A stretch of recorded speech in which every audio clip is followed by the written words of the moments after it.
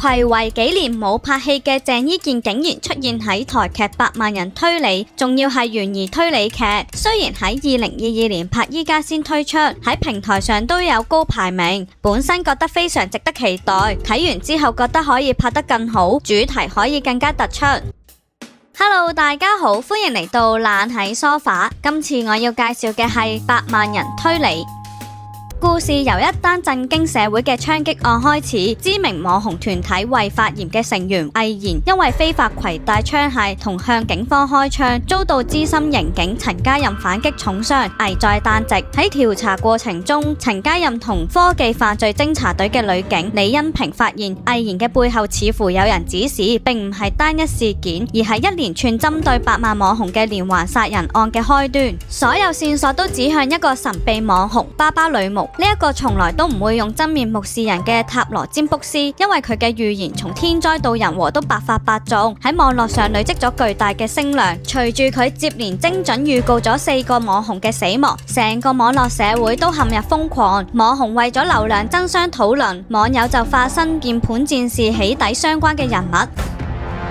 面對錯綜複雜嘅網絡線索同傳統辦案手法嘅失靈，作風強硬、習慣單打獨鬥嘅老派警員陳家任，聯同對網絡世界非常之熟悉嘅百萬網紅柚子、林婷，揾出真兇。慢慢兩個由警察同頭號嫌疑人嘅關係變為合作嘅關係。隨住調查深入，佢哋發現所有受害嘅網紅都同好多年前嘅一單肇事逃逸嘅死亡車禍有關。當年柚子、魏然等4個後生仔想多啲流量，就邊揸電單車邊玩煙花，導致一架車失控，造成車入面嘅大肚婆同埋未出世嘅 BB 都死咗。佢哋因為驚得滯，所以逃離現場，令到呢一個悲劇成為懸案。當年嘅肇事者接連喺巴巴女巫嘅預言下出事，咁好明顯係一場精心策劃嘅復仇。陳家任喺追查嘅過程，發現自己嘅女都同呢一件案件有聯繫。佢唔單止識巴巴女巫，仲喺一場舞台表演後神秘失蹤。喺解開自己嘅女嘅秘密嘅同時，陳家任一定要揭開巴巴女巫嘅真實身份，阻止下一個案件，仲要喺百萬網友嘅喧鬧中揾到真相。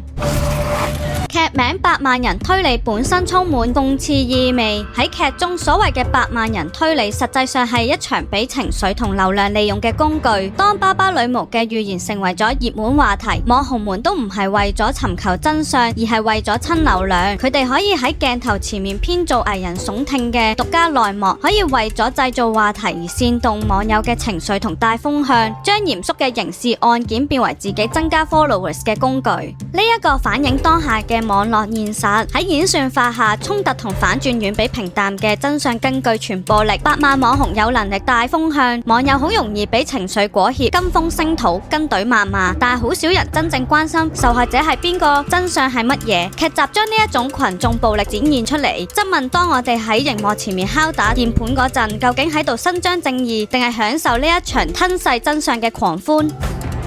遺憾嘅係主題實踐未夠貫徹，劇名雖然叫百萬人推理，但劇中未有真正展示百萬人點樣通過集體智慧或者群眾力量去逼近真相，或者利用百萬網紅去推理。所謂嘅網友參與只係停留喺發表無關痛癢嘅評論層面，而網紅負責嘩眾取寵，並未對破案起一個實質嘅推動作用，令到劇集喺探討網絡生態嘅議題上顯得雷聲大雨點小，唔能夠真正刺穿流量世界嘅虛假面紗，想帶出網友可以隨意起底，做鍵盤戰士唔需要負責任。但劇中嘅網民起兇手底，即使佢唔係巴巴女巫，但佢確確實實犯咗罪，令到呢個信息唔係好帶到。最後嘅 fans meeting， 每個人都叫巴巴女巫同柚子落台，而巴巴女巫竟然鬧佢哋係腦殘粉，盲目支持自己偶像。但嗰班網紅實際上冇做過啲咩壞事，唔似佢哋咁犯法。導演係咪忘記咗佢係呢件事嘅幫兇？用佢呢一個角色講呢一番說話特別冇說服力。其次係敘事節奏拖沓、剪輯破碎，呢一個係俾觀眾詬病最多嘅問題。全劇得8集，理應節奏緊湊，但好多觀眾包括我都覺得前幾集嘅鋪墊太長，過於描寫網紅浮誇嘅日常同配角無關痛癢嘅橋段，似乎想營造網紅為咗上位而做埋啲白痴嘢，導致主線推進緩慢，剪輯手法奇怪，大量重複畫面嘅使用睇到好煩躁，幾乎每一集都見到阿女開門，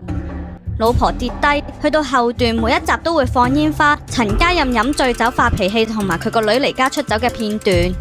第三係推理元素薄弱，兇手太過易估。作為一套推理劇，核心嘅懸疑感嚴重唔夠。喺第3集左右就可以憑住醫生緊張嘅神情同科技組組長執意放走醫生，仲有爸爸女巫嘅暗示而估出幕後真兇，令到後續嘅抽絲剝繭失去應有嘅張力。呢個係將觀眾當係白痴嘅劇本，而且邏輯漏洞百出。例如前面有人玩煙花，醫生竟然唔係踩 brake， 陳家任將啲證物放喺嫌疑人隔籬，跟住自己背住傾電話。警方行動部署無力等情節，疑似夾硬製造衝突，到最後都冇講出魏嚴去警署開槍嘅原因。同埋阿女知阿媽要去復診，而阿爸唔知道。當阿媽突然過身冇講病因之餘，阿女仲怪責翻阿爸冇叫佢復診，睇到我都成頭問號。